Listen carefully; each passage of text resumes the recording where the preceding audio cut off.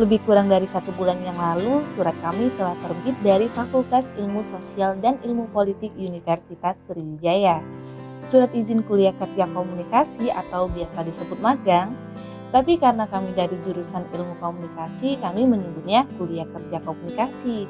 Terima kasih kepada dosen-dosen. Pertanyaannya adalah, perusahaan atau instansi mana yang kami tuju? Sebelum membahas itu, kami akan memperkenalkan diri terlebih dahulu. Halo. Halo. Hai. Halo. Hai, Aku Selvi Otari. saya Farhan Riza Agustian. Nama saya Iksan Satria. Aku Nisrina. Saya Aldi. Aku Nur Aziza. Saya Billy.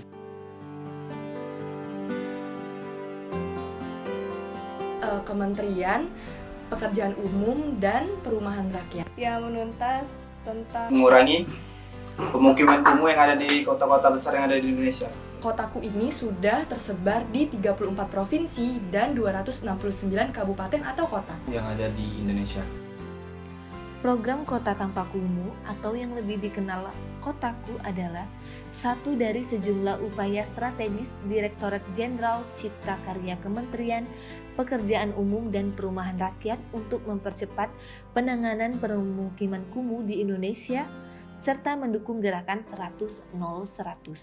Gerakan ini merupakan gerakan 100% akses universal air minum, 0% permukiman kumuh, dan 100% akses sanitasi layak. Palembang, Sumatera Selatan mendapatkan 7 kelurahan reguler dan 1 kelurahan BPMK pada tahun 2020. Sebelum program Kotaku dilaksanakan, ada 4 tahapan yang harus diketahui. Tahap pertama, persiapan. Pada tahapan ini ada sosialisasi melalui berbagai kegiatan, termasuk lokarya orientasi kabupaten atau kota. Pembentukan atau penguatan Pokja atau PKP, membangun visi permukiman dan refleksi permukiman, konsolidasi data permukiman kumuh perkotaan. Tahap kedua, perencanaan. Pada tahapan ini ada penyusunan rencana penataan lingkungan permukiman RPLP.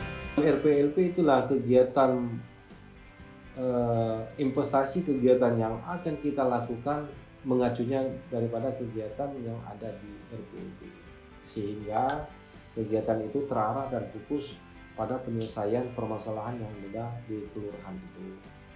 Karena kenapa kita mengacu kepada RPLP? Karena di RPLP itu sudah melalui perencanaan dan kajian, survei awal dan pemetaan yang sudah dilakukan oleh tim fasilitator kita.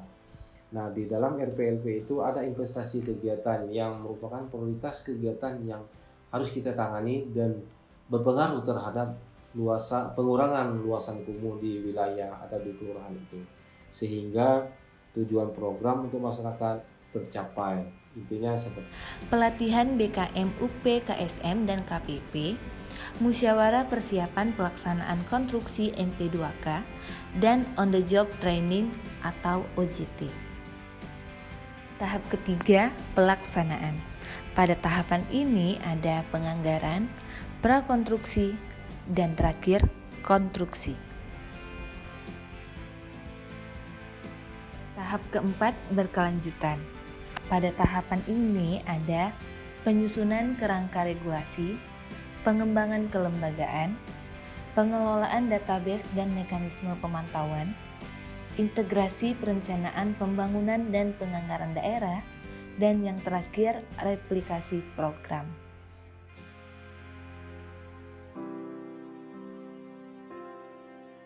apa kegiatan Kotaku? Untuk pengelolaan sampah Seperti melakukan pembangunan drainase, kemudian jalan beton. itu menghindari banjir. Mempercantik pemukiman.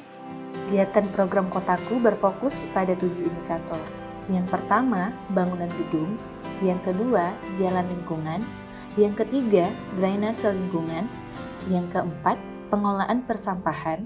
Yang kelima, pengolahan air limbah. Yang keenam, sistem penyediaan air minum. Dan yang ketujuh, proteksi kebakaran. Ketujuh indikator ini berdasarkan Peraturan Menteri Nomor 14 Tahun 2018 tentang pencegahan dan peningkatan kualitas terhadap perumahan kumuh dan permukiman kumuh. Dari kegiatan program Kotaku, ada berbagai macam manfaat yang bisa dirasakan oleh masyarakat, seperti menurunnya luas permukiman, menyediakan infrastruktur permukiman, meningkatkan akses masyarakat terhadap infrastruktur dan pelayanan perkotaan, meningkatnya kapasitas masyarakat dan pemerintah daerah dalam upaya pencegahan dan peningkatan kualitas permukiman kumuh. Masyarakat yang tinggal di kawasan kumuh merasa puas terhadap pelaksanaan program.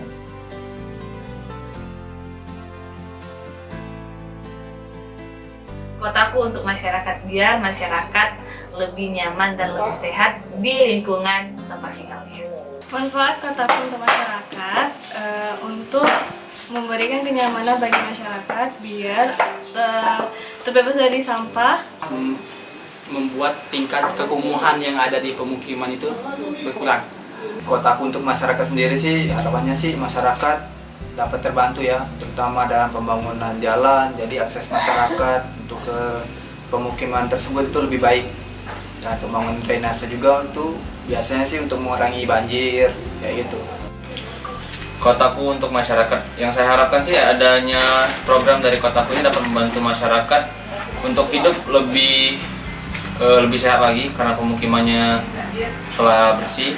Terus juga dapat membantu mengurangi banjir di daerah pemukiman yang drainasenya kurang lancar, dan juga dapat membuat masyarakat lebih sejahtera dan lebih disiplin untuk menjaga proyek-proyek yang telah dilakukan oleh program Kotaku ini.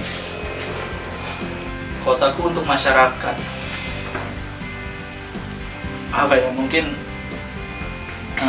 Kotaku untuk masyarakat itu bukti sebuah keseriusan dari pemerintah mungkin untuk lebih membenahi daerah-daerah kumuh yang ada di Indonesia. Karena faktanya bahwa di negara kita ini masih banyak teman-teman kita yang pemukimannya sangat kumuh dan ingin merasakan hidup yang layak dan nyaman.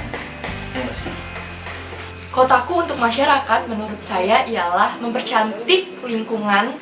Tujuan umum Kotaku adalah meningkatkan akses terhadap infrastruktur dan pelayanan dasar di permukiman kumuh perkotaan untuk mendukung perwujudan permukiman perkotaan yang layak huni, produktif, dan berkelanjutan.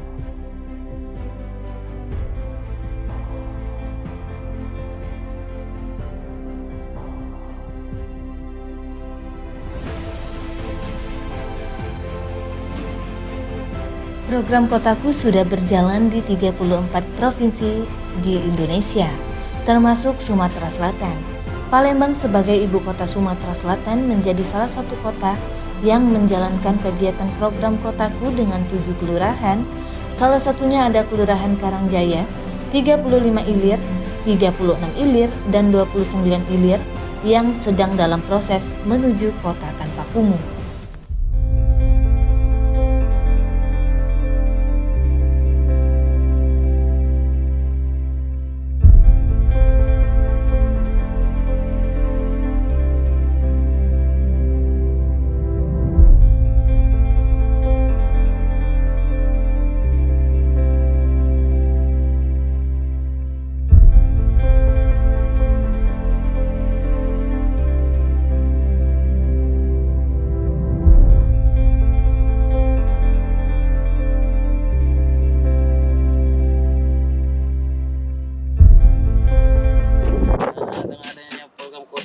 Sangat bagus ya, bisa membantu warga di sekitar yang ada di kawasan program Kotaku.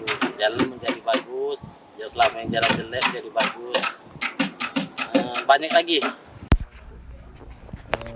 Tanggapan masyarakat mengenai sebelum dan sesudah kolaborasi dan pembangunan lorong mari. Sebelumnya merasa cuek dan merasa tidak peduli, alhamdulillah sekarang mulai peduli dan mulai merasa memiliki dan ingin maju ke depan. Program Kotaku ini sangat membantu tentang kekumuhan yang ada di Kelurahan 36 ini, di mana daerah Tangga Buntung ini masih termasuk kelurahan yang termasuk kumuh berat. Dengan adanya program Kotaku ini, itu bisa meminimalisasi permasalahan yang ada di dalam masyarakat Kelurahan 36 Ilir ini, di mana kalau kita lihat persentasenya dari kekumuhan yang ada itu setidak-tidaknya sudah kami laksanakan, itu bisa sudah dipresentasikan 40%, sehingga kekumuhan yang ada di Kelurahan 36 ini semakin hari semakin dikit.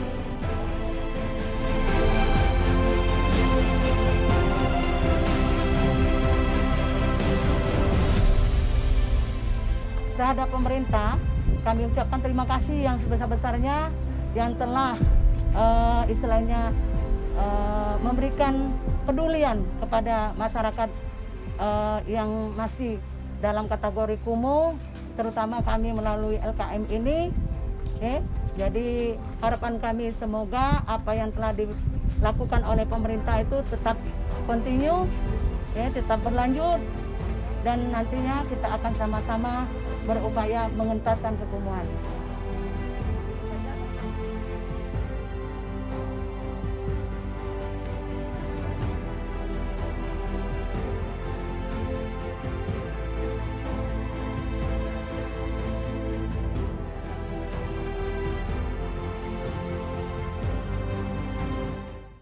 Talang Bubuk merupakan salah satu kelurahan yang menjadi bagian dari program Kotaku yang diharapkan mampu dijadikan sebagai acuan ke depannya untuk kelurahan-kelurahan yang sedang menuju kota tanpa kumuh, agar menjadi lingkungan yang indah, sehat, dan juga bersih.